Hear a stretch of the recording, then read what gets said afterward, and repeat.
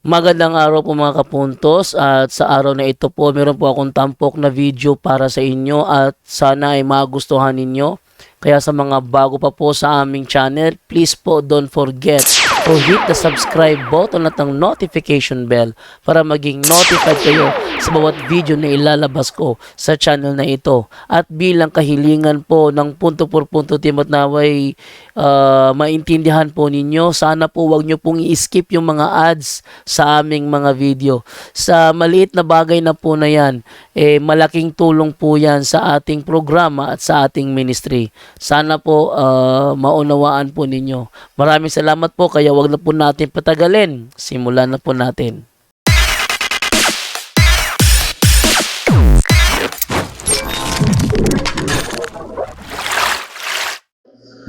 Okay, magandang hapon na po. Ang ipipresenta ko namang video ngayon, ito namang si Ismael Bahinting ang nagtanong. So, ating panoorin kung ano ang kaganapan nung siya na ang nagtanong. Sige, atong iatag ni Pastor Ismael Bahinting. Okay. Mayong hapon inyong tanan. Kaya kong pangutana akong i-address kang Darwin Gano. Amigo magid na ako ni sa wala pa ni siya mapare. Hangtod karon. Okay, so ang sabi niya doon, ang kanyang tatanungin si Father Darwin Gitgano. Tatlong katanungan. Si Father Darwin Gitgano ay kanyang kaibigan mula pa noong hindi pa ito pare. At sabi naman ni Father D is hanggang ngayon. Okay. Tuloy kapangutana. Unang pangutana premise.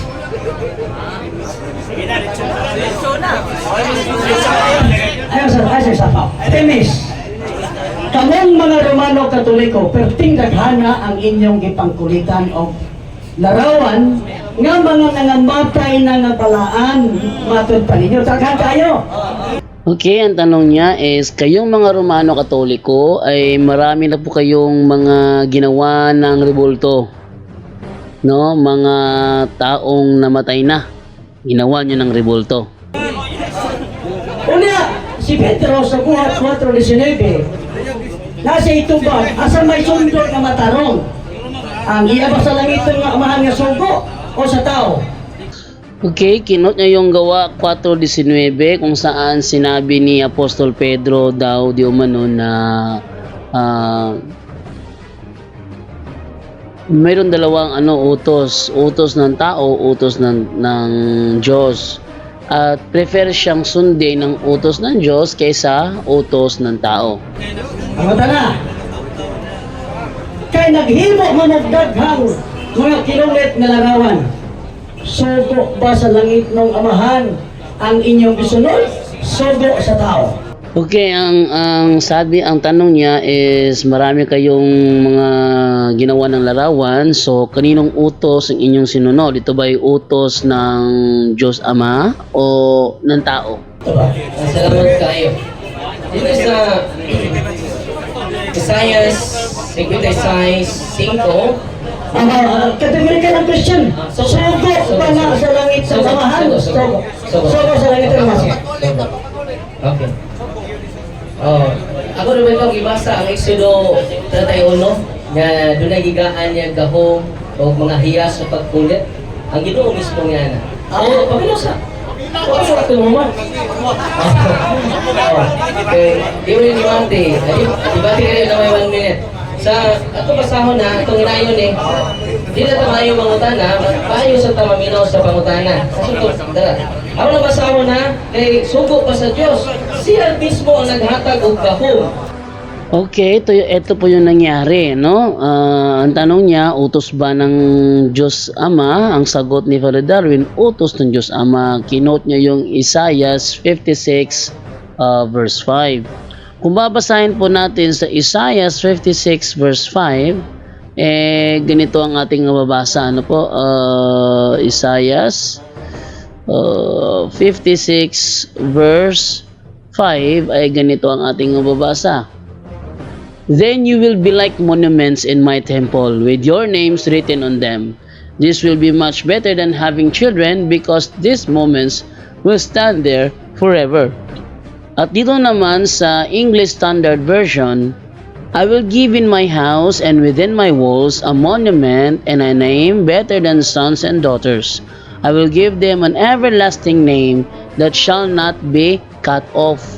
Sa New American Bible naman, ganito ang sinasabi, I will give in my house and within my walls a monument and a name better than sons and daughters. An eternal, imperishable name will I give them. Dito naman sa New American Bible Revised Edition, I will give them in my house and within my walls a monument and a name better than sons and daughters, an eternal name which shall not be cut off, will I give them. So, sa mga talatang ito, pinapakita po na sila ay gagawa ng monumento. Yun, maraming version nito kasi si Bahinteng kasi, sabi ni Bahinteng, isang version lang daw nakalagay monument. Isang version lang daw. So, dito marami, pinapakilala ko lang po sa inyo. Okay, so, yun ang sagot ni Padre Darwin. Tuloy natin. Ato basta, huwag ka maminaw ganina. Gipili ko si Bezalel ang anak ni Ore, nga anak ni Hur, sa banay ni Juda. Gipuno ko siya sa akong gahong. O gihatagan kaalam. So, gigaan gahong, gigaan pa yung kaalam. O, paliog, hiyas. Sa pagpamuhat, bisag unsa. Hindi lang ang mga santos ang buhatan. Bisag unsa. Papalay na ha? Kinsa lagi yun ni? Ang Ginoo miingon kang Moses. Okay. So, ang iyong pangutan na, Pastor Ricky, sa iyo na kayo. Kung naminaw ka sa akong mga presentation kanina, dili na naangay ni mo ipangutana pa. Objection sa tubag. Kung maminaw pa daw ko. Kung maminaw po ka sa kong pangutana. Objection, Mr. Moderator. Ang pangutana na ko, balik ko na ko. By the way, beside Reverend Father Darwin, on one part of the Bible, Father Darwin, Exodus, asa mabasa, Father Darwin? Asa mabasa? Exodus, untay uno, nga Exodus. gipuno jud sa Ginoo sa gahom, o gahom o kaala. Sa Ginoo galingon ani, nangutan naman ka nagog doon na ba gisugo. Doon na jud siya gibubuan og mga hiyas, mga talent, Pastor Intake. So sa pangutan nimo naa ba? Akong ibasa na. Okay, objection lang yung Mr. Moderator. Exodus 31. Ato na ito na doon, Mr. Moderator. Objection lamang ni. Ang pangutana na ko, kay nagkulit mamugdag ang mga larawan sa nangamatay nga bala ang tao. Kaya ang isyo ha? Sa nangamatay nga bala ang tao. Ay kung taga na kirugin, kaya na nangamatay ang kirugin. Ayun, si Bahinteng, aware siya sa rebulto ng kerubin. Aware siya doon. Kaya ayaw niyang banggitin yung patungkol sa kerubin. Aware sila na merong rebulto, ipinapahintulot ang Panginoon. Pero ayaw nilang yung banggitin kasi alam nila na pag binanggit nila yon, lugi sila ron. Eto na tayo ngayon. Si Father Dario kumuha ng Exodo 31 kung saan mayroong binigyan ng ang Diyos ng mga talento ang tao kung paano umukit ng rebulto. So yung talentong yun galing sa Diyos mismo. Ngayon, ayaw ni Bahinteng gamitin yung tungkol sa kerubin. Tuloy natin. Nangutana ko karon, very specific. Very specific. Sundan ka ka lang yung versikulo dito ang mga Tubag ako. Daghan mamugig pagkuitan sa mga nangamatay nga bala ang tao. Daghan kayo. Kung kagatos, nakalibo. Ang pangutana, sugo ba sa langit ng amahan? Yeah. Ang inyong pagkulit nga itong nangamatay o sugo sa tao? Ang imong tubag, si Bezalel, huwag kikihimo o ba't inulit si Bezalel kasi ko sa kabo, yung namatay malaan niya kikulitan. Nang niya nangamatay, wala. Ay, wala. Tubag ako, pagkulitan na. Sugo ba sa anong nangamatay pang bala ang tao? Tubag ka. Okay, ganito yon. So, yung tanong niya, paulit-ulit na lang, sinagot na ni Father na ang nag-utos nga yung Diyos. At bilang patunay na ang Diyos ang nag-utos, siya mismo ang nagbigay ng talento sa tao na gumawa ng rebulto. At dahil ang tao ay nagkaroon na ng talento galing sa Diyos mismo, gumawa ng rebulto ng mga taong namatay na bilang memorial. Binasa na nga, di ba, 56:5 in the book of Isaiah, I will give them in my house and within my walls a monument and a name better than sons and daughters, and eternal names which shall not be cut off will I give them. So sinagot na ni Father Darwin ang tanong. Eto si Bahinting nagmamatigas pa rin. Na para bang walang nangyari pagsagot, yun ang ginagawa ni Bahinting. Kaya panoorin natin ang nangyari. Okay na ka, maminaw na ka. Sige. Okay. Ako muli ko rin, sarap, kaya ko rin pabalungan mo rin tupag sa ibong tanan, di na siya madawat. No? Ang Ginoo maingon kang Moses. Di ba maingon rin si Father Darwin, ingon ni Moses. Gipili ko si Bezalel, ang anak ni Ori, ang anak ni Hor, sa banay ni Huda. Gipuno ko siya sa akong gahong, o yatagag kaalam, o hiyas sa pagpamuhat, bisag unsa! Bisag unsa! Bisag unsa! Padayon ka sa side, o aron, makahatag kaniyang gipili ko usab si Oho Liab, ang anak, dapat ilang gipili sa Ginoo, ang anak na lalaki ni Ahisamak, sa balay ni Dan, yatagan ko katakos, ang kahanas, ang mga trabahador, aron buhaton nila ang tanang butang, nga gisugo ko kanimo. So, ang talent din ang pagkulit man. So, bisan unsa man ba ito? So, buhi o patay, bisan unsa man. Dili man sa term nga bisan unsa. Sa pagpamuhat o bisan unsa. Pwede buhi, pwede patay, pwede ganyan kayo kulit. Sa gihapon, ang akong pangutana, kanang mga nangamatay. Ikamit ang anak. Ikamit ang kapasyon. Pala Christian. Ayun, so sinagot na ni Father Darwin, no, si Bahinting, at may term doon, gisugo ko. Aron buhaton nila ang tanang butang, nga gisugo ko. Aron buhaton nila ang tanang butang, nga gisugo ko. Gisugo ko. Gisugo ko. Ang nagsasalita ang Panginoon, meron siyang inutusan, binigyan niya ng talento, ng pag-uukit para gumawa ng kahit ano. Doon sa term kahit ano, doon ipinasok ni Father Darwin, buhay man o patay. Binigyan niya ng talento yung tao na yon upang sundin ang kanyang utos na gumawa ng mga graven images kahit ano, buhay man o patay. Yun ang ibig sabihin ni Father Darwin doon. Sinagot na ni Father Darwin ang tanong. Sinagot na ni Father Dian tanong. Ang tanong ngayon, kung tatanggapin ba ni Bahinting yun? Si Bezalel. Si Bezalel patay. Or Christian. Oh, yes, listen to this. Ang gamit pang katang Bezalel.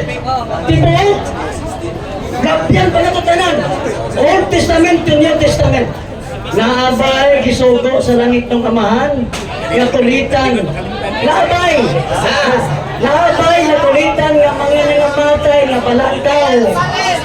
Kaya, nakikulitan, unya, sumala sa practice sa Katoliko, ilang ipasidunggan, kinulang, nangamatay, wala ang tao.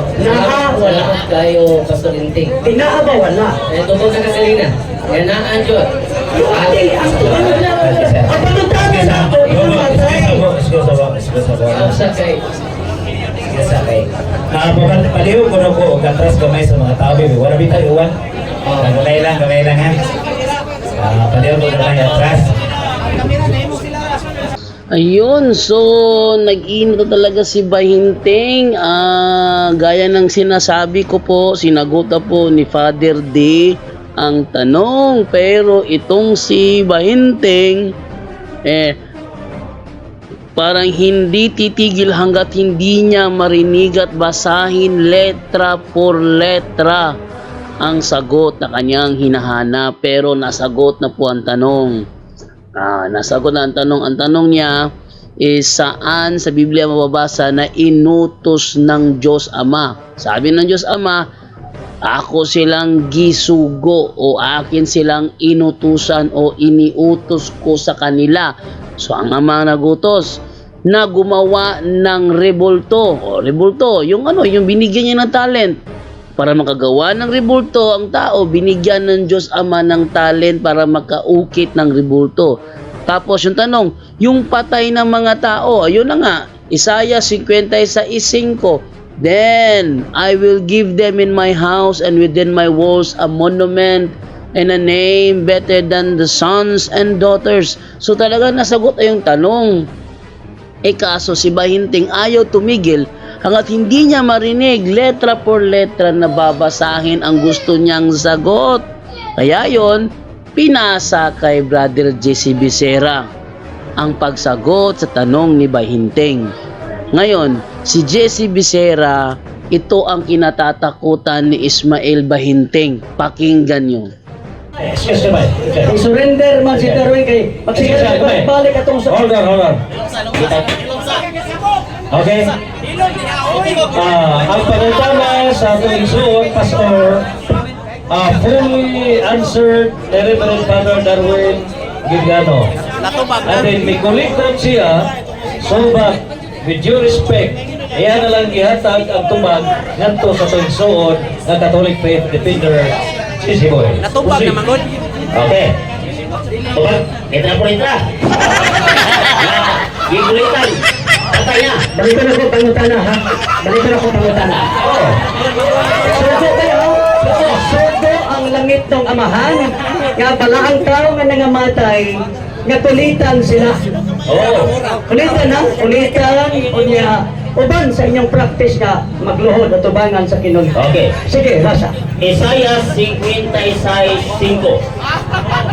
I will give them in my house, to the eunuchs, katong mga nagbantay sa iyang kasubuan. Ayun po. So, the same verse ang ginamit ni Brother JC Becerra kay Ismael Bahinting. Isaiah 56:5. Tuloy natin. Matod pa, and within my wall, a monument, and a name better than sons and daughters. Kadto ko nung nagbantay sa kasubuan sa Ginoo, pabuhatan niya monumento diha sa bungbog sa templo. Sumala sa Isaiah 56:11. Pangutana, usang tuigas si Isaiah sa suot ani. Ang akong tubag. Si Isaiah nagsuwat ni ini, wala pa si Kristo matao. Mangutana ko, naa pa kay buhay atong iyang gikulitan karon?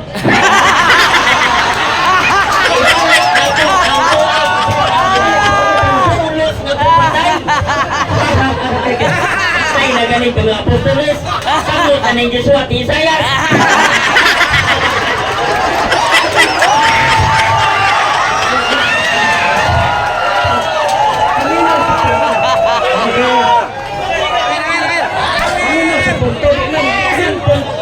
Yung matagumpay po na nasagot ni Brother JC Becerra ang tanong ni Ismael Bahinting. Ismael Bahinting, sinagot na po ni Father Darwin pero nagmamatigas pa rin si Ismael Bahinting. Kaya inelaborate ni JC Becerra ang Isaiah 56:5 na nagmukhang katatawanan si Ismael Bahinting. Ano nangyari? Ganito. Tinindigan ni JC Becerra Isaiah 56:5 na may tinutukoy doon na gagawa ng monumento sa loob ng templo. Yung mga taong yun, matagal nang patay yun, di ba matagal nang patay? Tapos, kailan ba isinulat sa Isaiah yun? Syempre, before Christ. Ay ngayon, matagal nang lito si Kristo. Kung patay na ang mga apostoles, mas lalong patay na ang mga yon. Ang tanong, ang monumento ba? Ang monumento ba nawala ba? Andyan pa rin. So, yung tanong niya, nasagot, plus matagumpay na ito'y naipaliwanag ng tama ni JC Becerra. So yun po ang pangyayari sa pagitan ni Father Darwin Gitgano, ni Ismael Bahinteng at ni Jesse Becerra. Basta Jesse Becerra, takot si Ismael Bahinteng dyan. Okay, maraming salamat po sa inyong lahat. At sa susunod na naman ulit na episode dito sa Straight to the Point.